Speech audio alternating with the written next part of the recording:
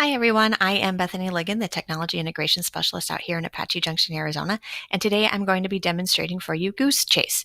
Now, when I do a Google search for Goosechase, you're going to find that there are two different types of accounts that you can go for.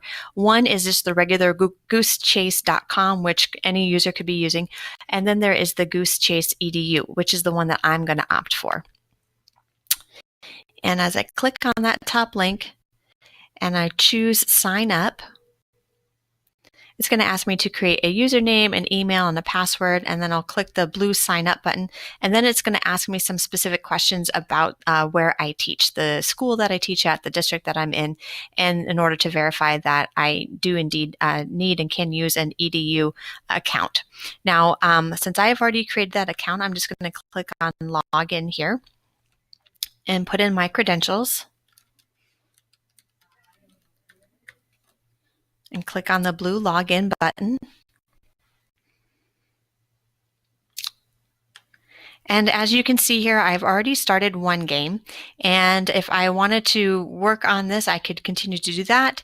If I wanted to select a game from the game library other teachers have posted, I could do that. So just to give you a view of what other teachers are using Goosechase for, classroom expectations, a grammar challenge, simple machines, introduction to law, vocabulary, social studies, macroeconomics.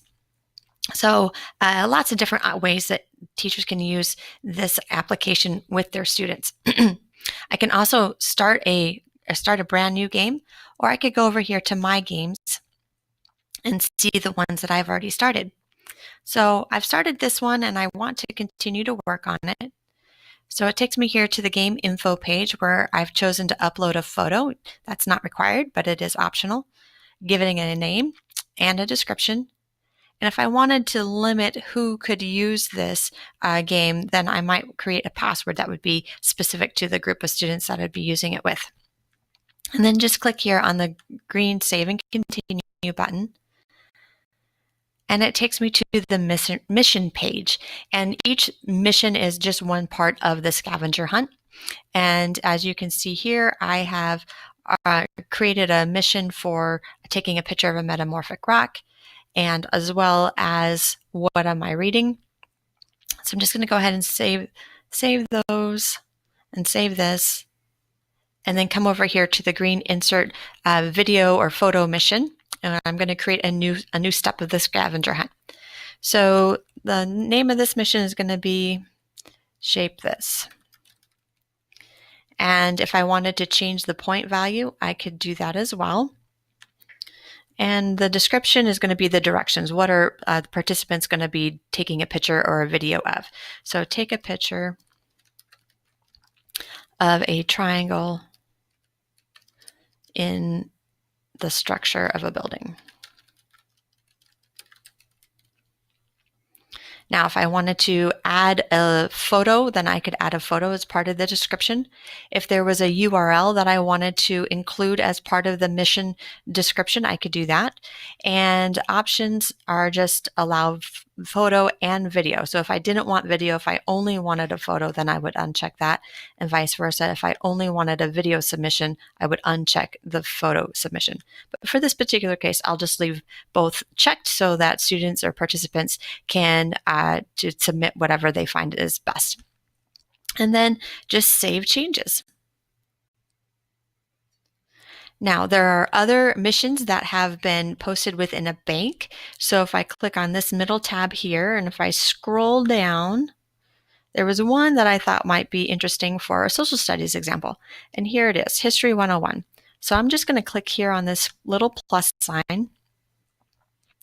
And that, as you can see, will be added to my mission list right there. Now, if there was something about this particular one that I wanted to change, then I could go ahead and edit that as well.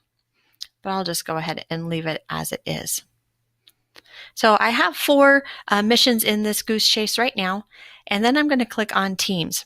Now, with the Goosechase EDU account, we are limited quite a bit to how students can use this.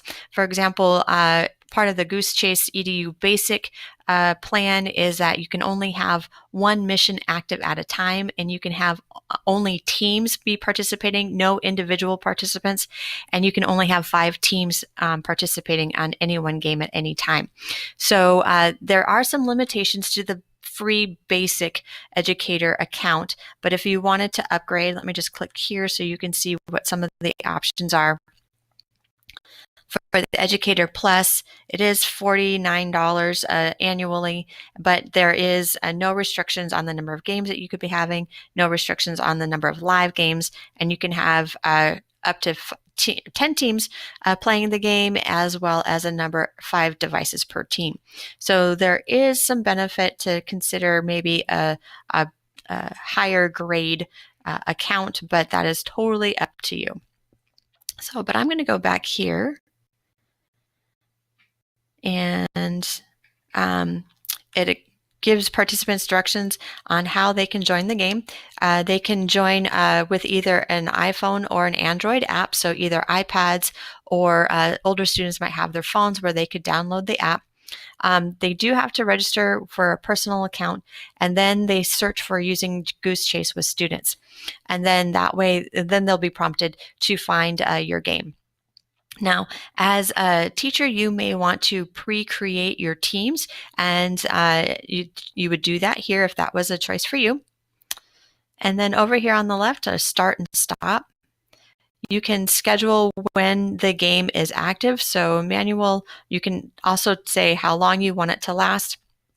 And then as soon as, let me just choose this, 1 hour, then I can start the game.